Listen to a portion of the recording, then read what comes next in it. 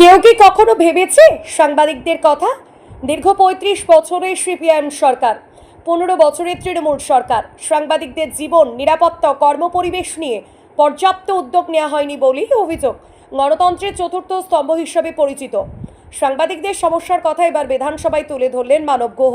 নিজের প্রথম বিধানসভায় বক্তৃতায় তিনি বললেন, মিডিয়ায় ২৫ বছর কাজ করার পরেই সাংবাদিকদের জন্য ভাববো না, এটা হতেই পারে না। তাই সাধ্যমতো চেষ্টা করছি মিডিয়ায় যারা কাজ করেন তাদের জন্য কিছু করতে। বিধানসভায় প্রথম বক্তব্য রাখতে গিয়ে সেটাই করার চেষ্টা করেছি। কি বললেন মানব গুহ, শুনুন তার বক্তব্যে। আয়ুষ্মান ভারত প্রকল্প শুরু করা হয়েছে এবং এখানে বলা হয়েছে আশাকর্মী এবং আইসিডিএস এরা পাবেন যারা কাজ করছেন। সেই সঙ্গে প্রবীণ আমাদের যারা গরিব সাংবাদিক যারা আছেন তাদের একটা মাঘই প্রকল্প ছিল, এখন কি অবস্থা আছে জানি না, আদৌ টাকা কেউ পান কিনা সাংবাদিকরা তাও জানি না।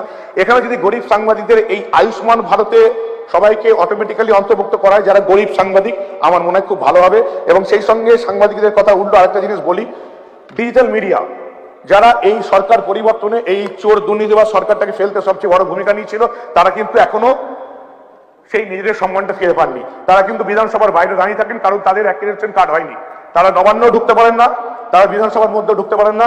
আমার সরকারকে এবং মন্ত্রিসভাকে বলবো, যাদের এই যে ডিজিটাল মিডিয়া এই সরকারের পরিবর্তনে যাদের সবচেয়ে বড় ভূমিকা রয়ে গেল, তারা যেন অ্যাক্রিডিটেশন কার্ড পায়, তারা যেন নবান্ন কভার করতে পারে এবং অ্যাসেম্বলি কভার করতে পারে। এটা আমাদের নতুন সরকারকে অবশ্যই দেখতে হবে।